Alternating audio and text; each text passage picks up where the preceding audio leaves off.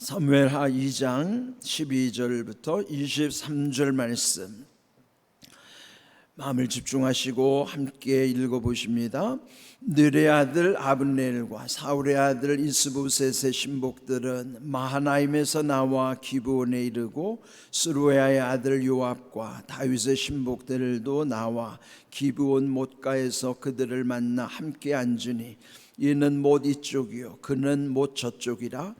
아브넬이 요압에게 이르되 원하건대 청년들에게 일어나서 우리 앞에서 겨루게 하자. 요압이 이르되 일어나게 하자 하며 그들이 일어나 그 수대로 나아가니 베냐민과 사울의 아들 이스보셋의 편에 12명이요 다윗의 신복 중에 12명이라. 각기 상대방의 머리를 잡고 칼로 상대방의 옆구리를 찌르매 일제히 쓰러진지라. 그러므로 그곳을 헬갓 앗수름이라 일컬었으며 기브온에 있더라. 그날의 싸움이 심히 맹렬하더니 아브넬과 이스라엘 사람들이 다윗의 신복들 앞에서 패하니라. 그곳에 스루야의 세 아들 요압과 아비새와 아사헬이 있었는데 아사헬의 발은 들노루같이 빠르더라. 아사헬이 아브넬을 쫓아 달려가되 좌우로 치우치지 않고 아브넬의 뒤를 쫓으니 아브넬이 뒤를 돌아보며 이르되 아사헬아 너냐? 대답하되 나로라. 아브넬이 그에게 이르되 너는 왼쪽으로나 오른쪽으로나 가서 청년 하나를 붙잡아 그의 군복을 빼앗으라 하되 아사헬이 그렇게 하기를 원하지 아니하고 그의 뒤를 쫓음에 아브넬이 다시 아사헬에게 이르되 너는 나 쫓기를 그치라. 내가 너를 쳐서 땅에 엎드러지게 할 까닭이 무엇이냐? 그렇게 하면 내가 어떻게 내 형 요압을 대면하겠느냐 하되 그가 물러가기를 거절하며 아브넬이 창 뒤 끝으로 그의 배를 찌르니 창이 그의 등을 꿰뚫고 나간지라. 곧 그곳에 엎드러져 죽음에 아사헬이 엎드러져 죽은 곳에 이르는 자마다 머물러 섰더라. 아멘. 자, 인생을 살면서 때로는 앞으로 일어날 일에 대해서 예측이 가능한 것도 있고 예측할 수 없는 일도 있어요. 예측 가능과 예측 불가, 이게 우리 인생이죠. 그렇다면은 예측이 가능한 대로 또 우리가 대처하느냐? 그것도 아니에요. 지혜가 있어야 예측을 할 수도 있지만 또 지혜가 없으면 앞으로 일어날 일에 대해서 대비할 수도 없는 것이죠. 우리 앞에 예측 가능한 일은 그것을 어떻게 대처할 수 있는가를 판단할 수 있는 지혜가 필요합니다. 그러나 전혀 예측할 수 없는 일들은 우리의 지혜로도 안 돼요. 그거는 우리의 노력으로도 안 되고 예측 불가능한 일, 우리가 그것은 감당할 수도 없지만은 예측할 수 없는 일들은 전적으로 하나님이 지켜주셔야 되고 하나님이 함께 하셔야 되고 하나님이 도와주셔야 되는 거예요. 그때로 보면요, 예측 가능한 줄로 알고 살지만 그렇지 않고 예측 불가능한 일들이 훨씬 더 많아요. 대개 보면은 예측 가능한 일은요 대칭 구조에서 일어난다고요. 보통 대칭이라고 하는 건요, 이렇게 가령 빛이 있으면 어둠이 있다는 건 빛과 어둠의 대칭 관계란 말이에요. 그럼 빛의 현상과 어둠의 현상은 서로 다르더라도 대칭의 관계이기 때문에 예측 가능하단 말이에요. 그러니까 그런 현상들이 우리 주변에는 대칭 구조 속에서는 예측 가능한 일들이 많고, 비대칭은요 막 우리가 어떻게 상상할 수 없을 만큼 뒤죽박죽 되어 있는 게 비대칭이란 말이에요. 그런 것은 전혀 예측할 수가 없어요. 인생은 대칭과 비대칭 구조가 항상 존재하는 거예요. 그래서 예측 가능한 것에서는 하나님이 지혜를 주셔야 되고 예측 불가능한 곳에서는 하나님이 우리를 전적으로 도와주셔야 돼요. 전적으로 우리를 주장하셔야만 그 예측 불가능한 곳에서 우리가 안전하고 또 그 예측 불가능한 속에서도 뜻하지 않는 하나님의 은혜가 임하는 거예요. 흔히 예측할 수 없는 것에 큰 유익을 얻었다면 횡재했다 그러죠. 사실은 하나님의 은혜는 예측할 수 없는 곳에서 우리 가운데 오는 경우가 더 많아요. 그래서 우리는 예측할 수 있는 것과 예측할 수 없는 것을 항상 분별해야 되고, 그러면 예측 가능한 것에는 지혜를 구하고 예측 불가능한 곳에서는 하나님의 은혜가 더해지기를 사모해야 되는 거예요. 오늘 이 광경에도 보면은요, 예측할 수 없는 일들이 벌어진 거예요. 제목을 싸움이 심히 맹렬하니 그랬죠. 이게 전쟁에서 일어난 일이에요. 여러분, 전쟁을 원하는 사람이 누가 있겠어요? 전쟁을 규정하기를 필요악이라고 하는 거예요. 필요악은 어쩔 수 없이 전쟁을 할 수밖에 없는 필요가 있지만 그것은 결국 악한 일이라는 거예요. 우리 인생 살다 보면은요, 어쩔 수 없는 상황이 와요. 이게 악한 일이라는 거 알면서도 어쩔 수 없어요. 왜? 내가 살려니. 전쟁이 그런 거란 말이에요. 전쟁은 좋아서 하는 게 아니에요. 살려고 하는 거지. 그러니까 그는 필요하니까 어쩔 수 없이 하는 것이지만 그 전쟁이라는 것은 악할 수밖에 없는 거예요. 그러나 이 필요악 속에서 하나님이 지혜를 주셔야 되고 능력을 주셔야 되고 은혜를 베풀지 않으면 우리가 어떻게 이 전쟁을 감당하겠습니까? 근데 알고 보면 인생 자체가 전쟁이란 말이에요. 필요악을 우리는 늘 경험하면서 살아갈 수밖에 없어요. 오늘 이 전쟁이 어떻게 벌어졌는가? 지금 다윗은 자기를 죽이려고 했던 사울이 죽었음에도 불구하고 아직도 불안정한 상황이요. 불안정한 상황 속에서 지금 이 사울이 죽은 이후에 사울을 추종하는 세력들이 사울의 남은 아들 중에 이스보셋이라는 아들을 왕으로 세운 거예요. 정통성은 없죠. 하나님은 다윗에게 기름을 부으셨으니 다윗이 왕이 되는 정통성을 가진 것이지만은, 그러나 그들이 사울이라고 하는 인간적인 입장에서 보면은 왕의 아들이 왕이 되는 것이 그들에게는 상식처럼 비춰지는 거예요. 하나님을 모르는 사람들은 그저 익숙한 상식대로 해야 되는 것이죠. 그런데 그 사울의 살아있는 아들 이스보셋을 왕으로 추대한 사람이 오늘 여기 12절에 보면은 넬의 아들 아브넬이라 그랬어요. 그러니까 그 아브넬이 사울의 아주 충성된 신하였는데 사실은 사울과는 아주 가까운 사촌간이었어요. 그러니 이 사울이 죽으면서 결국은 그 공백을 이 아브넬의 입장에서는 어찌하든지 정권을 유지하는 것이 자기에게도 이익이 될 거 아니에요. 그래서 결국은 이스보셋 그 사울의 아들을 왕으로 세워서, 그런데 지금 여기 보면은 이 다윗과 한판 전쟁을 벌이는 겁니다. 근데 13절을 보면은 다윗을 추종하는 신복들이 있었어요. 그는 누군가 하면 스루야의 삼형제. 스루야는요, 다윗의 누이의 이름이에요. 누난지 여동생인지 알 수 없지만은 어쨌든 다윗의 누이의 이름이 스루야예요. 물론 이복 여동생인지 누난지는 모르지만 어쨌든 다윗의 입장에서 볼 때는 누이의 아들이니까 이 또 조카들이죠. 다윗으로 보면은 조카들이란 말이에요.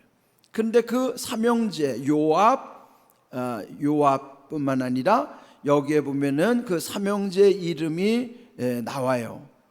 자, 여기 삼형제 이름이 18절을 한번 볼까요? 스루야의 세 아들 요압, 아비세, 아사헬.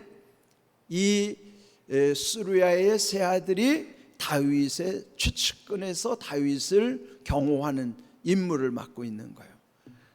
그리고 이 사울의 진영에는 여기 앞에서 말한 대로 아브넬이 이스보셋을 왕으로 세워서 한판 전쟁을 벌이는 거예요.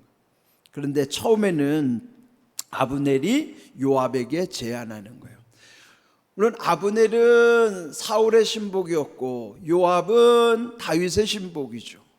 그렇지만 예전에 사울 왕 밑에서 그들은 서로 다 아는 사이였죠. 아브넬도 요압도 대단한 장군들이니까 서로에 대해서 너무나 잘 아는 사이예요. 그런데 지금 상황이 사울과 다윗 진영으로 쫙 전선이 갈려서서 아브넬은 사울을 추종할 수밖에 없고 요압은 다윗을 추종할 수밖에 없는 거예요. 그러니까 누구 줄에 서야 되잖아요. 누구 편을 들어야 되잖아요.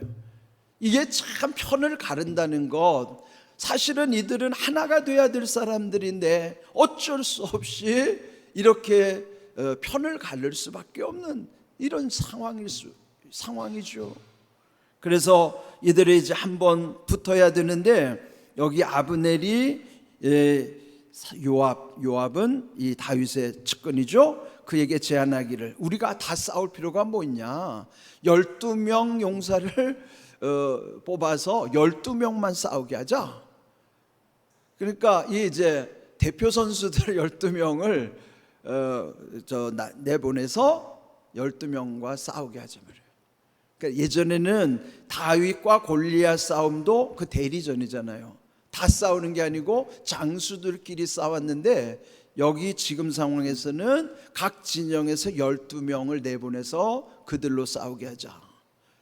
그래서 결국 그것을 서로 받아들여 가지고 싸우게 됐는데요, 거기에 16절, 각기 상대방의 머리를 잡고 칼로 상대방의 옆구리를 찌르며 일제히 쓰러진지라. 그래 뭐예요?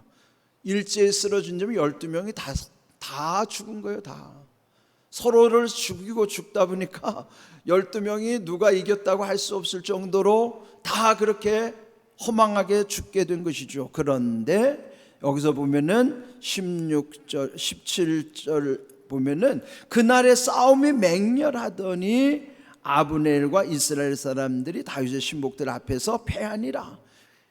12명이 다 죽었지만은 그래도 상황은 이 사울 진영이 좀 불리해진 거예요. 그래서 이 아브넬이 도망을 가는 상황이었어요.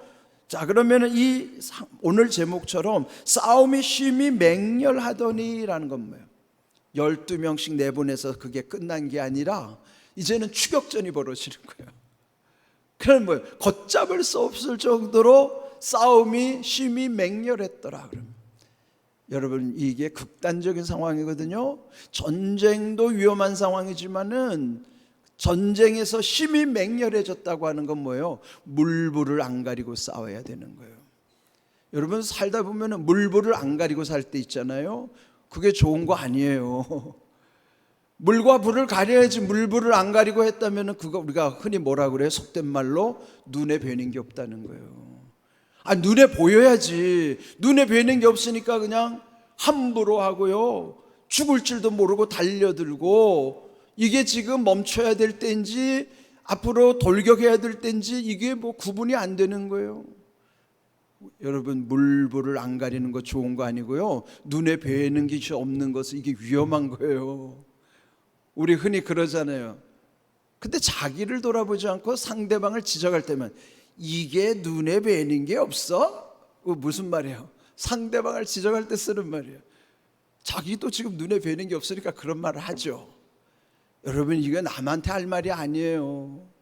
내가 눈에 뵈는 게 없을 때가 많다고요. 그러니까 함부로 사람을 칼로 찔러 죽이고 말이죠. 예? 여러분, 이게 눈에 뵈는 게 없으면 위험한 거예요. 그거 좋은 거 아니에요. 지금 이 싸움이 심히 맹렬한다는 것은 한마디로 말하면 물불을 안 가리고 눈에 뵈는 게 없는 거예요. 이게 우리의 현실 속에도 있다 이 말이죠. 왜? 우리 인생이 전쟁터니까. 자, 이 상황에서 지금 이 아브넬의 세력들이, 즉 사울의 추종자들이 도망을 갈 수밖에 없어요. 그때 18절, 이 스루야의 세 아들 요압과 아비새와 아사헬, 이들 중에서 특별히 셋째 막내죠. 이 삼형제 중에 이 막둥이 이 아사헬이 발이 들노루같이 빨랐더라 그랬어요. 아마 삼형제 중에서 이 가장 민첩했던 것 같아요. 발만 빠른 게 아니라 이 빠르다는 표현 속에는 아주 민첩하다는 거예요. 아주 물찬 제비 같다 그러죠. 날쌘돌이 같다는 거죠. 예? 이 아브넬을 쫓아가는데 이 아사헬이 이제 그 뒤를 맹렬히 추격하는 것입니다. 자, 문제는 아사헬이 들로르같이 빨랐더라고 하는 것은 그가 아주 출중했다는 거예요. 대단하다는 표현이죠. 그런데 이 19절 아사헬이 아브넬을 쫓아 달려가되 좌우로 치우치지 않고 아브넬을 뒤쫓으니라. 이건 뭐예요? 좌우도 돌아볼 겨를이 없이 오직 그 눈에 뭐만 보이는 거예요? 지금 죽여야 될 이 아브넬만 보이는 거예요. 그게 뭐예요? 하나만 보이는 걸 뭐라 그래? 그게 집착이에요. 나머지가 안 보여요. 오직 하나만 보이면 그게 집착이에요. 중독이 그게 무서운 거 아니에요? 중독은 오직 하나만 보이는 거예요. 그게 충혈이 되잖아요. 눈에 피가 가득하게 고이잖아요. 혈안이 된다고 그러잖아요. 그거 무서운 거예요.